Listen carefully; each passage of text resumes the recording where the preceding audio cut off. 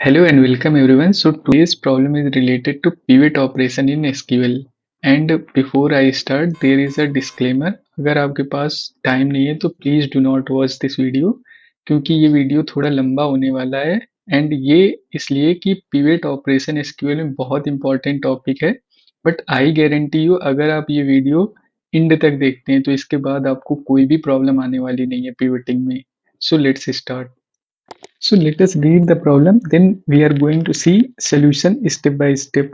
So pivot the occupation column in the occupation table so that each name in the is sorted alphabetically and displayed underneath its corresponding occupation. The output should consist 4 column. Column name दिए हैं doctor, professor, singer and actor in the specific order with their respective name listed alphabetically under each column. ये थोड़ा complicated है, समझ नहीं आया होगा, इसको एग्जांपल से समझते हैं. तो यहाँ पे हमारे पास ऑक्यूपेशन टेबल है जिसका स्कीमा जो है नेम एंड ऑक्यूपेशन एंड इसकी सैंपल इनपुट टेबल कुछ ऐसी है. जैसे नेम दिया है तो उसका प्रोफेशन क्या है, तो ये टेबल दी है और आउटपुट हमें कुछ इस तरीके का चाहिए. इसको हम लोग कॉपी करते हैं और यहाँ पे देखते हैं कि इसका मीनिंग क्या है. सपोज यहाँ पे सामंता डॉक्टर कैटेगरी में आ रहा है, जेनी जो भी है डॉक्टर आ रहा है. अब हमारा आउटपुट क्या आना चाहिए, कुछ इस तरीके का प्रॉब्लम के स्टेटमेंट के हिसाब से कि जो डॉक्टर वाले हैं वो एक कॉलम में आ जाएं, जो एक्टर हैं वो अलग आ जाएं, जो प्रोफेसर हैं वो अलग आ जाएं, जो सिंगर हैं वो सारे एक कॉलम में आ जाएं. तो यहाँ पे हम लोग क्या कर रहे हैं, बेसिकली यहाँ पे हम लोग रोज को कॉलम में चेंज कर रहे हैं. यही पिवटिंग है. एंड अगर आप पिवटिंग को और स्क्रैच से समझना चाहते हैं तो मैंने एक ऑलरेडी वीडियो बना रखा है, उसका लिंक आई बटन पे है, उसको आप देख सकते हैं. वहां पे मैंने स्टेप बाय समझाया हुआ है, वो क्लियर हो जाएगा ये कॉन्सेप्ट. तो बैक टू द क्वेश्चन. यहाँ पे अब ये सारे कॉलम रोज को हम लोग कॉलम में चेंज करना है. तो इसको कैसे करेंगे, अब हम इस प्रॉब्लम को पहले एक एग्जांपल के थ्रू देखते हैं कि पिवटिंग क्या होती है, फिर हम लोग ये प्रॉब्लम सॉल्व करेंगे step by step. So let's start. So इस एग्जांपल में हमारे पास एक कंपनी का रेवेन्यू टेबल है जिसमें से department, month and sales data है. फॉर एग्जांपल हमारे पास डिपार्टमेंट 1 के लिए 3 मंथ का सेल्स ये है एंड सिमिलरली सेम मंथ के लिए डिपार्टमेंट 2 का सेल्स ये है. अब हमारी रिक्वायरमेंट क्या हुई कि हमारे मैनेजर ने बोला कि I want this table should be formatted in this type. Like यहाँ पे हमारे पास जैन फेब मार्च एक कॉलम बन जाए एंड करस्पॉन्डिंग जो 1-2 डिपार्टमेंट हैं उनके सेल्स आ जाएं. अब यहाँ पे देखेंगे तो ये हर रोज में हर डिपार्टमेंट का हर मंथ का डेटा है, बट यहाँ पे क्या किया कि हर मंथ को एक कॉलम बना दिया एंड करस्पॉन्डिंग मंथ में उनका रेवेन्यू दिखा दिया. तो ये पिवटिंग हो रही है. अब इसको कैसे इम्प्लीमेंट करेंगे पिवटिंग ऑपरेशन, इसको समझते हैं. सो गाइस मैं अपने वन कंपाइलर पे हूँ और सबसे पहले हम लोग ये एक टेबल क्रिएट करते हैं जिससे कि हम लोग सॉल्व करेंगे तो आउटपुट देखने में इजी रहेगा हर स्टेप का. तो उसके लिए मैंने एक सिंपल क्वेरी लिखी है, ये क्वेरी आपको डिस्क्रिप्शन पे भी मिल जाएगी तो आप इसको प्रैक्टिस कर सकते हैं. तो मैं पहले इसको रन करके देखता हूँ कि हमारी टेबल जो आ रही है वो सेम आ रही है कि नहीं. तो आप देख सकते हैं ये both table are same. Now हमारा जो आउटपुट डिजायर था वो कुछ इस फॉर्मेट में है कि हमें department ID and then all 3 month चाहिए. तो मैं उसके लिए एक नई क्वेरी लिखना पड़ेगा हमें जो कि है सिलेक्ट एंड देन मैं पहले सिलेक्ट कर रहा हूँ डिपार्टमेंट आईडी. ये तो हमारा पहला कॉलम हो गया. अब मुझे एक जैन फेब मार्च बनाने के लिए केस लिखना पड़ेगा. तो मैं केस में क्या बता रहा हूँ कि केस मेन अब मेरा मंथ इज इक्वल टू क्या आ जाए कि जैन हो जाए. देन मुझे क्या चाहिए कि मेरे सेल्स डेटा आ जाए. तो मैं यहाँ पे सेल्स डेटा लिख रहा हूँ एंड इसको एंड करके एज जैन कर देता हूँ. अब सिमिलरली दूसरे मंथ को फेब बनाने के लिए मैं इसको फास्ट फॉरवर्ड कर रहा हूँ और यहाँ पे फेब लिख दे रहा हूँ एंड सेम इसको मैं मंथ दे रहा हूँ फेब एंड यहाँ पे अगले मंथ का मार्च एंड इसे एज अ मार्च कह रहा हूँ. तो ये हमारा 3 नए कॉलम क्रिएट हो जाएंगे और उनमें से जो डेटा है वो करस्पॉन्डिंग आएगा. इसको रन करेंगे एंड देखेंगे कि क्या आएगा. तो अभी मैं इसको लिखता हूँ फ्रॉम माई कंपनी रेवेन्यू. यहाँ से मैं ये सिलेक्ट कर रहा हूँ। अब इसको रन करते हैं और देखते हैं कि रिजल्ट एक्चुअली में क्या आने वाला है। तो यहाँ पे आप लोग देख सकते हैं कि इस जो क्वेरी का रिजल्ट है, ये तो हमारी प्रीवियस क्वेरी का ये ओरिजिनल टेबल है। अब बट यहाँ पे हमारा क्वेरी का रिजल्ट कुछ ऐसे आया है कि मतलब जहाँ पे हमारे पास जैन मंथ है उसके लिए तो सेल्स डेटा आ गया, बट अगले फेब एंड मार्च के लिए वो नल है। सिमिलरली अगर वन डिपार्टमेंट का फेब का डेटा है तो केवल फेब का है एंड जैन एंड मार्च का जीरो है। अब यहाँ पे अगर देखेंगे तो ये हमारी डिपार्टमेंट आईडी 1 का है एंड यहाँ पे फर्स्ट जैन मंथ का, यहाँ पे फेब मंथ का और यहाँ पे मार्च मंथ का है। Like wise for department ID 2। But हमें जो एक्सपेक्टेड आउटपुट है वो हमें कुछ इस फॉर्मेट में चाहिए कि हमारे पास जैन फेब मंथ एंड मार्च का आना चाहिए। तो मैं अगर इसको इसको पहले मैं हटा देता हूँ, यहाँ पे कमेंट कर देता हूँ तो ओरिजिनल टेबल दिखेगी। तो ये हमारी टेबल है। अगर मैं इसको डिपार्टमेंट आईडी को सम कर दूं या एग्रीगेशन परफॉर्म कर दूं बेस्ड ऑन डिपार्टमेंट आईडी, तो अगर इसका सम करेंगे तो 1000 आएगा, इसका सम करेंगे 2000 आएगा, सिमिलरली 3000 आएगा। तो यहाँ पे हम लोग अगर एग्रीगेशन परफॉर्म कर दें तो ये हमारी टेबल आ जाएगी। तो let us do that. Let us copy this one and यहाँ पे एग्रीगेशन करने के लिए मैं सिंपल सम लिख रहा हूँ हर केस के लिए। सो लेट्स डू दिस।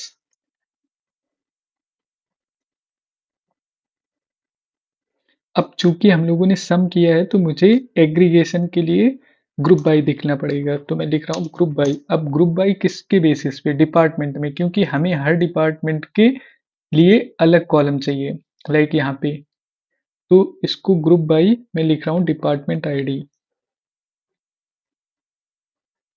अब इसको रन करते हैं और देखते हैं कि हमारी टेबल्स क्या-क्या आ रही हैं। तो अब यहाँ पे देख सकते हो कि पहले तो क्या आ रहा था कि यहाँ पे ये नल आ रहा था, बट अगर मैंने नल को एग्रीगेशन कर दिया तो नल प्लस 1000 ये 1000 आ जाएगा, सिमिलरली 2000 आ जाएगा, इसका सम अगेन 3000 आ जाएगा and likewise for department ID 2।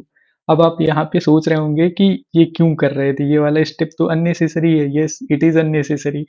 तो मेरे बताने का मतलब ये था कि आप लोगों को ये पता चल जाए कि जब हम लोग सम या एग्रीगेशन परफॉर्म कर रहे हैं and followed by group by, तो ये हमारा पिवटिंग का मैनुअल एक्चुअली में प्रोसेस है। हमारे पास डेटाबेसेस में पिवटिंग के हैं, बट वो क्या होता है, डेटाबेस स्पेसिफिक होता है, वो हम लोग यहाँ पे नहीं कर रहे हैं। तो ये सारे स्टेप नहीं रिक्वायर्ड हैं।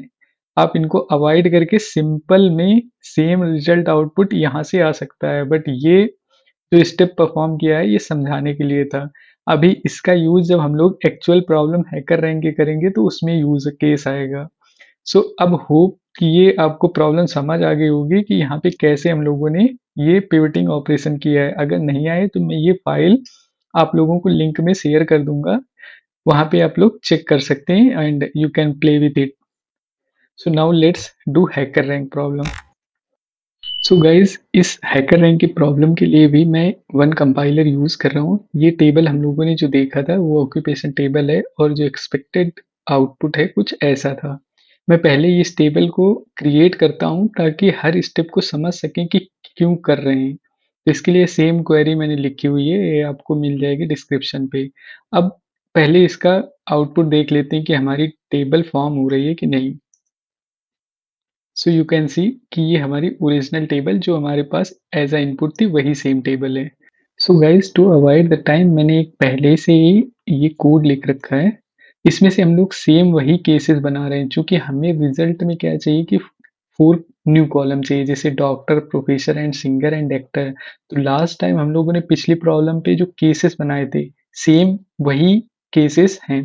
लाइक यहाँ पे मैं क्या बोल रहा हूँ कि अगर मेरा ऑक्यूपेशन डॉक्टर है तो मुझे नेम दे दो, तो उस बंदे का नाम आएगा और बाकी के लिए नल हो जाएगा। सिमिलरली अगर ऑक्यूपेशन प्रोफेसर है तो ही उस बंदे का नाम आएगा एंड बाकी के नल हो जाएंगे। इसको रन करते हैं और इसको देखते हैं कि टेबल कैसे आ रही है एक्चुअली में, तो आपको क्लियर आइडिया लगेगा। तो यहाँ पे देख सकते हैं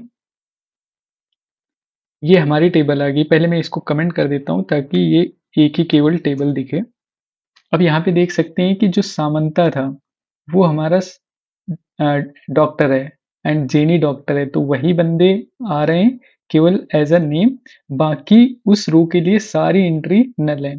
सिमिलरली अगर मैं दूसरे बंदे को देखूं जैसे जूलिया एंड जेन एंड मरिया के लिए, तो वो क्या आ रहे हैं कि एक्टर हैं, तो एक्टर वाले की एंट्री आ रही है, बाकी इनकी करस्पॉन्डिंग एंट्री सारी नल है।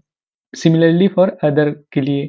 तो आप लोगों को ये तो पता चल गया कि हाँ यार, इसके बाद केस के बनाने के बाद ये हमारे मतलब आउटपुट आ रहा है along with null।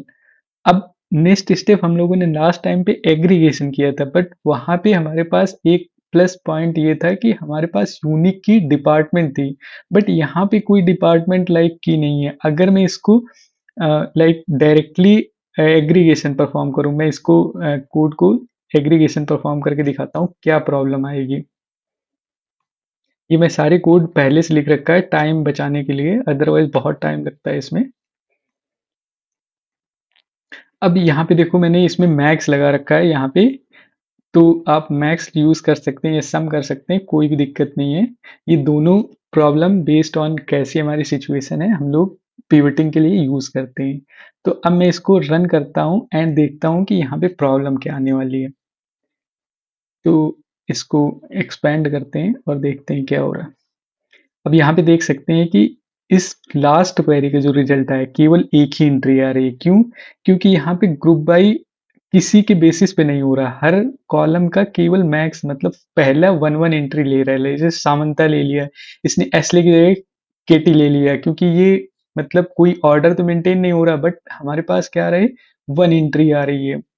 तो इसको अवॉइड करने के लिए हमें क्या लिखना पड़ेगा कि हमें हर के लिए एक विंडो बनाना पड़ेगा। जैसे डॉक्टर के लिए एक विंडो बना दिया, एक्टर के लिए एक विंडो बना दिया, और इनको यूनिक की डिफाइंड कर देते हैं।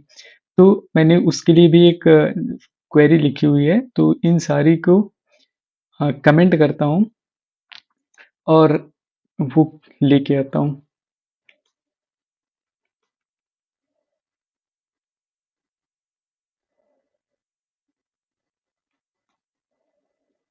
अब यहाँ पे देखो मैंने क्या किया कि नेम ऑक्यूपेशन एंड एक विंडो क्रिएट कर रहा हूँ। जैसे वहां पे डिपार्टमेंट आईडी थी, बट यहाँ पे हमारे पास कुछ ऐसा नहीं था, तो मैं क्या कर रहा हूँ कि रो नंबर दे रहा हूँ over partition by occupation and then order by name. ये हमारे कंडीशन थी हैकर रैंक में। मैं इसको दोबारा से जब हैकर रैंक में ये क्वेरी रन करेंगे तो मैं इसको दिखाऊंगा। Then I am giving as a alias R N, ठीक है, फ्रॉम ऑक्यूपेशन टेबल। अब इसको रन करते हैं और देखते हैं कि इसका रिजल्ट क्या आने वाला है।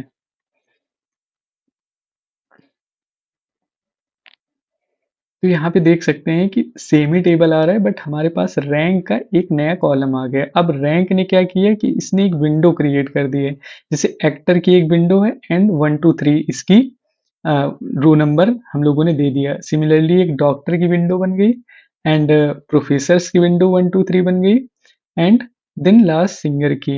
अब यहाँ से एक चीज तो पता चल गया कि अगर मैं अब रैंक के बेसिस पे एग्रीगेशन कर दूं तो ये हर विंडो के लिए मतलब काम करेगा। तो सेम कुछ भी नहीं है। अब मैं इसको डायरेक्ट, क्योंकि हमारी सीटी टेबल में हम लोगों को करना पड़ेगा ऑपरेशन, तो एक सीटी टेबल ऑलरेडी बन गई है, इसको कमेंट करता हूँ।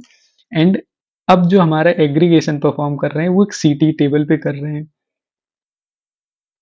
तो कुछ भी नहीं है, same max and then group by by यहाँ पे जैसे वहां डिपार्टमेंट किया था यहाँ पे आर एन कर रहे हैं। अब इसको रन करते हैं और देखते हैं क्या रिजल्ट आता है। तो आप लोग देख सकते हैं कि सेम आ गया कि डॉक्टर में जेनी एंड सामंता, प्रोफेसर में ये आ गए, सिंगर में ये आ गए एंड ये हमारा। अगर इसको कॉपी करके हम लोग अगर चाहें तो हम ओरिजिनल देख सकते हैं, कंपेयर कर सकते हैं। तो लेट्स डू दैट। यहाँ पे इसको पेस्ट करते हैं। तो ये सभी ऐसा दिख रहा है, बट यहाँ पे देख सकते हैं कि यही हमारा डिजायर रिजल्ट था। तो होप कि ये प्रॉब्लम समझ में आ गई होगी, हर स्टेप क्यों कर रहे हैं वो आ गया होगा। अब हम लोग फाइनल क्वेरी अपने हैकर रैंक में रन करके देखेंगे एंड क्या रिजल्ट आता है वो चेक करेंगे। So let's do that. So guys back to the HackerRank window. अब हम लोग सेम क्वेरी जो हम लोगों ने अभी तक देखा ना, बहुत खिचपिच हो गया होगा, तो ये एक्चुअली में हमारे पास सिंपल सी फाइनल क्वेरी है, बट जो अभी तक मैं कर रहा था वो सारा समझाने के लिए था। तो यहाँ पे मैं क्या कर रहा हूँ, एक टेम्परेरी टेबल क्रिएट किया एंड यहाँ पे हम लोगों ने हर विंडो को एक यूनिक रो नंबर दे दिया एंड देन उसमें से मैं max and then group by perform कर रहा हूँ। यही हमारा पिविट का मेन लॉजिक होता है। तो अब इसको डायरेक्टली रन करते हैं एंड देखते हैं रिजल्ट क्या आ रहा है। सो यू कैन सी ये हमारा एग्जीक्यूट हो गया। एंड गाइस, अगर आप लोगों को कोई भी कंफ्यूजन है जो हम लोगों ने वन कंपाइलर पे किया था, वो सारी पीडीएफ या ऑनलाइन मैं कोड वो सारा कुछ वैसे ही दे दूंगा। आप उसको प्रैक्टिस करो एंड देखो रिजल्ट क्या आ रहा है। इससे आपकी क्लैरिटी बढ़ेगी। यहाँ पे मैं जो किया ये हमारी फाइनल आउटपुट है, बट मैं हर चीज को रियलाइज करने के लिए हर स्टेप को आउटपुट को देखने के लिए वन कंपाइलर का यूज़ किया था। वो सारी चीज़ें मैं इस कंपाइलर पे नहीं कर सकता क्योंकि ये एरर बता देता। सो आप लोगों को समझ आया होगा, होप करता हूँ। अगर कोई भी डाउट है तो please do let me know in the comment section. Thank you for watching. See you in the next video.